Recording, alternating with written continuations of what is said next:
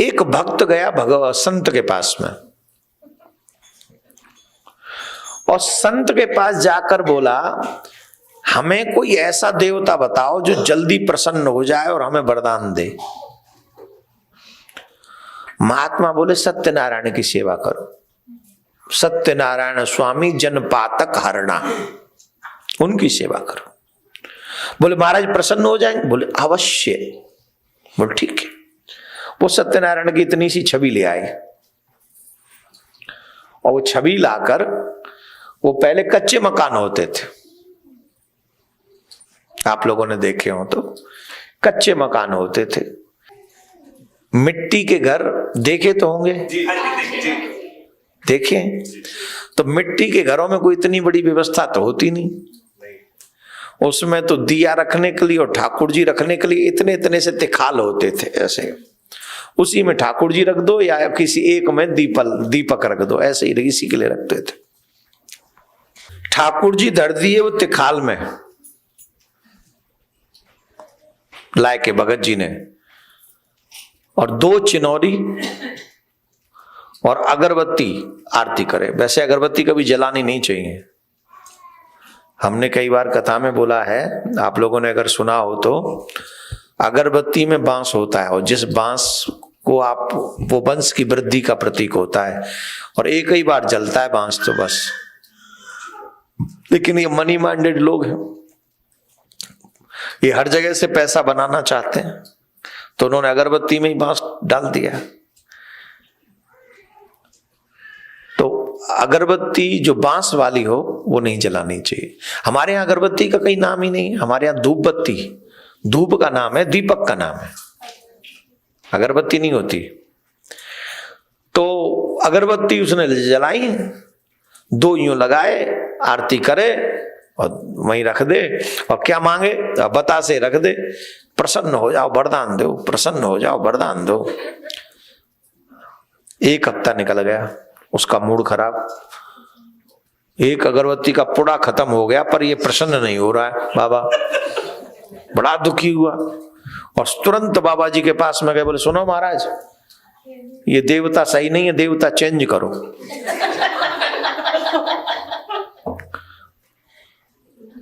देवता चेंज करो, ये देवता सही नहीं है। बोले देवता चेंज करो? बोले हाँ, ये 1 हफ्ते से अगरबत्ती का पूरा पुड़ा खत्म हो गया है, और ये प्रसन्न ही नहीं हो रहा, ये देवता ठीक नहीं। बोले अच्छा, एक काम करो, कलयुग में देवी बहुत जल्दी प्रसन्न होती है, काली माँ का पूजा शुरू करो।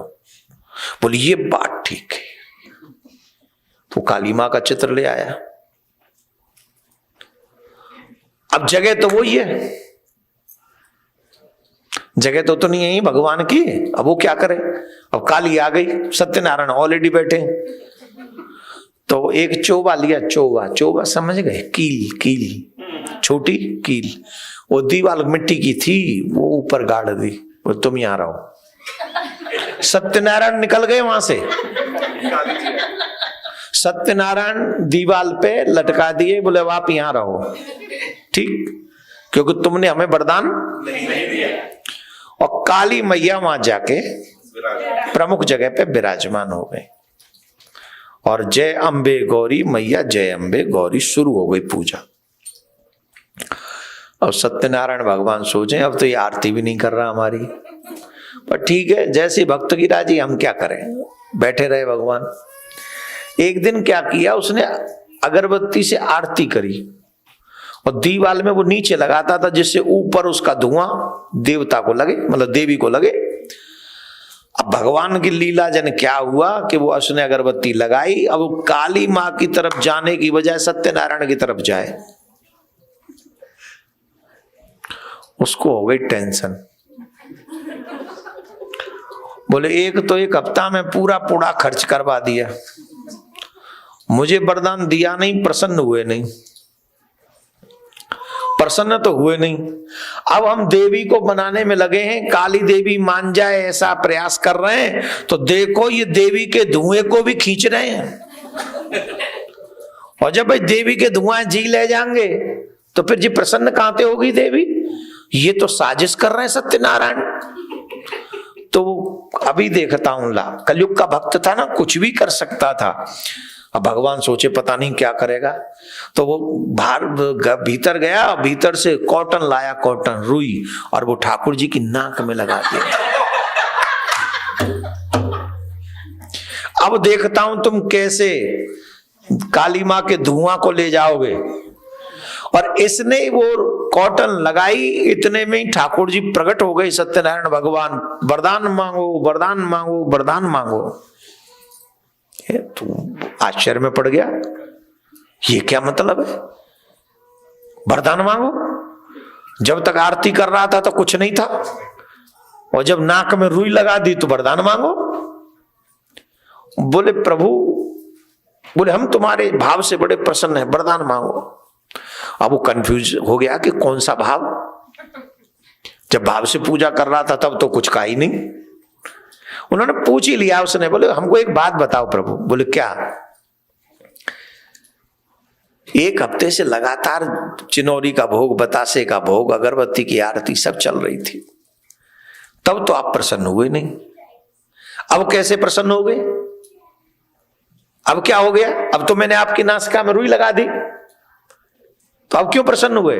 तब भगवान ने बहुत सुंदर जवाब दिया, और ये हम सबको सोचना चाहिए। भाई साहब आप भी सुन लो, जा रहे थे ना, सुनो।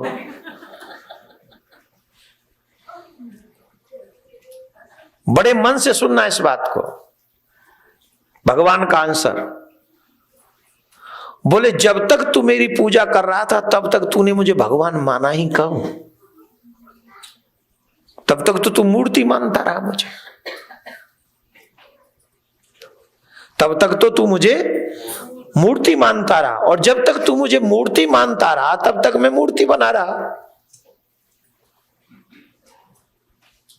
आज तुझे यह अनुभव हुआ कि मैं तेरे द्वारा की हुई सेवा को स्वीकार कर रहा हूं, इसका मतलब तूने आज मुझे माना कि मैं जीवांत हूं, मैं भगवान हूं। तो जब आज तूने मुझे भगवान माना तो आज मैं प्रकट हो गया, ले वरदान मांग ले, मेरे से क्या चाहिए। मैं प्रकट नहीं हुआ, उसके पीछे गलती मेरी नहीं तेरी है। हम जो बीच में से सत्संग छोड़ के जाते हैं, हम क्या समझते हैं? Time pass. और जब टाइम पास समझेंगे तो जब मन करेगा आएंगे और जब मन करेगा जाएंगे। लेकिन जब समझेंगे कि सत्संग तो अमृत है, एक घड़ी आदि में पुनियाद, तुलसी संगत साधु की हरे कोटि अपराध, तात स्वर्ग अपवर्ग सुख धरिए तुला एक अंग, तूलिन ताए सकल मिल जो सुख लब सत्संग। सुंदरकांड का पाठ करते हो? पढ़ो। नहीं करते? लग रहा था भाई सकल से बहुत की है तुमने। स्वर्ग का सुख भी सत्संग की बराबरी नहीं कर सकता। यह है स्वर्ग का सुख। और हमने सत्संग को क्या समझा हुआ है? Time pass. कौन जाएंगे? बोले जिन पे काम नहीं है। कितने लोग ऐसे होंगे जो काम छोड़ के सत्संग सुनते होंगे? मैं ऐसे लोगों को भी जानता हूं कि जब हम उनके प्लेस पे जाते हैं तो 7 दिन की छुट्टी ले लेते हैं वो। यहां अमेरिका में, कनाडा में, यहां छुट्टी लेना आसान नहीं है। ये तो आप जानते हो, एक एक सेकंड बड़ा